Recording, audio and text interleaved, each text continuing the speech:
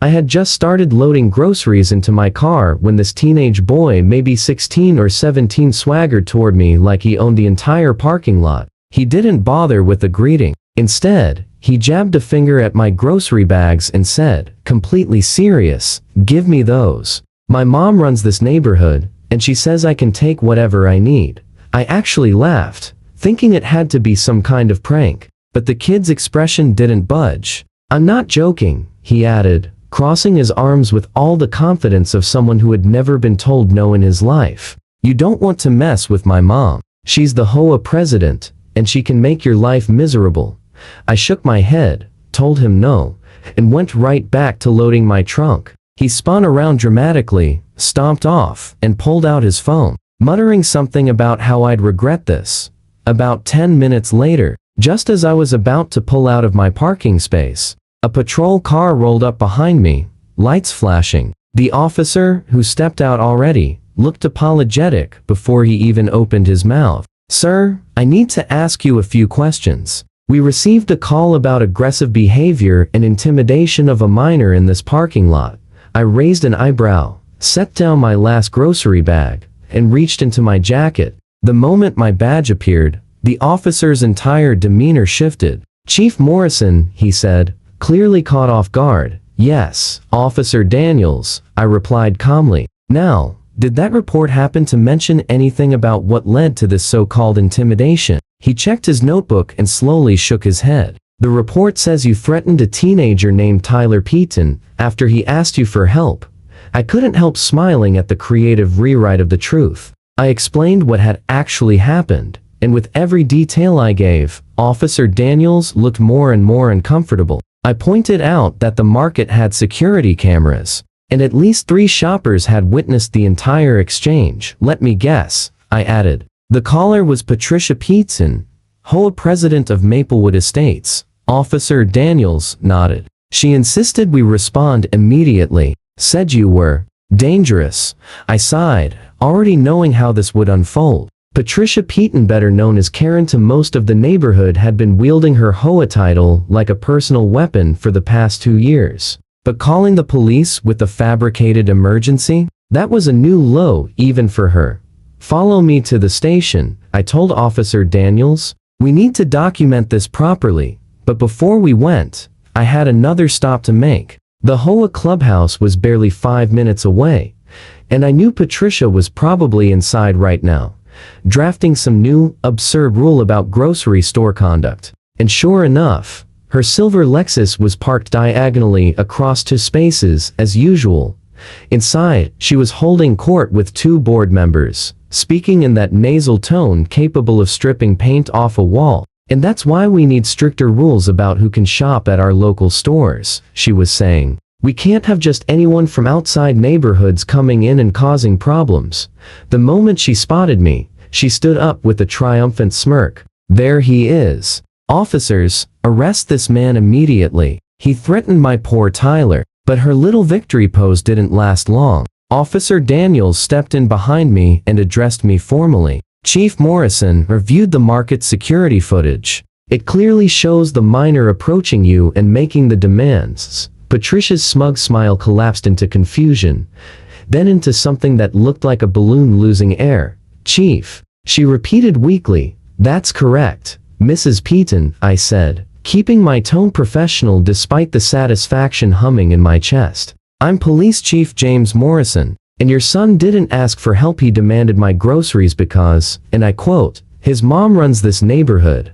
The other board members exchanged uneasy looks as I continued. "Furthermore, you called 911 and filed a false report claiming I threatened your son, even though witnesses and video evidence show the opposite. Your son attempted to intimidate and essentially extort a stranger in a parking lot."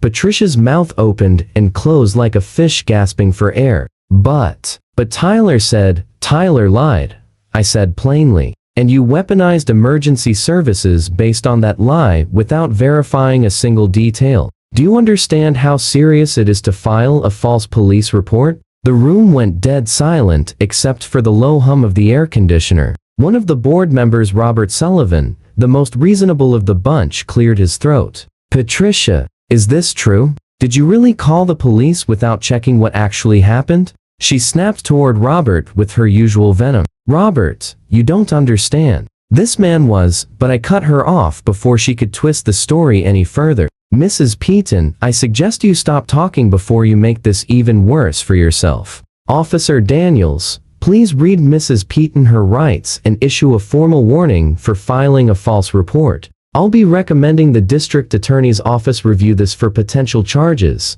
The color drained from Patricia's face as Officer Daniels began reciting the familiar words. When he finished, I continued, as for your son, Tyler will be referred to juvenile services for attempted intimidation and extortion. The market is also considering banning him from the premises. Patricia collapsed into her chair, finally beginning to understand the gravity of what she'd done. But I wasn't finished, Mr. Sullivan, I said, turning to the board member. I'll be filing a formal complaint with the HOA regarding Mrs. Peaton's abuse of power. She used her title in an attempt to have me arrested on fabricated charges. I believe that warrants an emergency board meeting, don't you? Robert nodded immediately. Absolutely. This is completely unacceptable. The following days moved quickly. The HOA board held its emergency session, and I attended to present the full account. The market manager supplied the security footage, which clearly showed Tyler approaching me aggressively, demanding my groceries, and me calmly declining before he stormed away.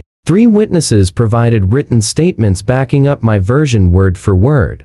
Patricia tried to defend herself, insisting she was just protecting her son, but the evidence stacked against her was overwhelming. The board voted unanimously to remove her as president effective immediately. She was barred from holding any HOA position for 5 years, but her legal troubles were only beginning. The district attorney chose to pursue charges for filing a false police report, a misdemeanor carrying up to 6 months in jail, and a $5,000 fine. Patricia hired an expensive attorney, but the evidence was undeniable. She had called 911, claimed I threatened her son, and demanded my immediate arrest, all based on a lie. Tyler, meanwhile, was sentenced to 40 hours of community service and ordered to attend a juvenile diversion program. The judge made it clear that his entitled behavior learned directly from his mother would not be tolerated. 3 months later, at Patricia's sentencing hearing, the judge was particularly unforgiving. Mrs. Peaton, he said sternly,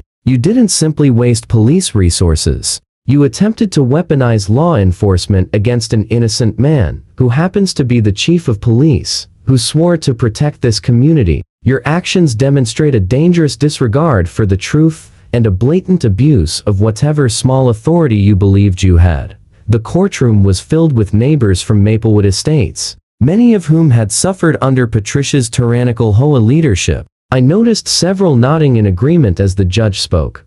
Furthermore, the judge continued, flipping through documents, the court has reviewed your history of HOA complaints and citations. 37 complaints in 2 years, Mrs. Peaton. Fines for grass being 1/4 inch too long. Fines for curtains in the wrong shade of beige. A fine was imposed because a child's bicycle was left in a driveway for 15 minutes. You fostered a climate of fear and intimidation in your community, and it culminated in this criminal act. Patricia's lawyer attempted to object, but the judge waved dismissively. Your client's pattern of behavior is relevant to sentencing, counselor.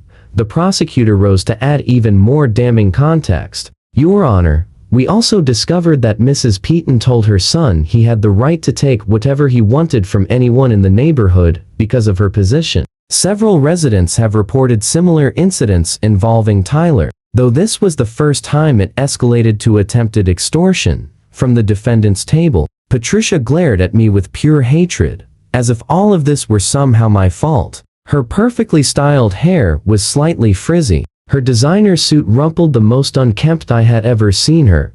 The state recommends the maximum sentence, the prosecutor concluded. The judge nodded thoughtfully, then delivered his ruling. Patricia Peaton, I hereby sentence you to 90 days in county jail, with 60 days suspended pending successful completion of probation. You will serve 30 days, beginning immediately. Additionally, you are sentenced to 2 years of supervised probation. 300 hours of community service to be completed at local food banks and homeless shelters, and a fine of $5,000 plus court costs. The courtroom erupted into astonished whispers.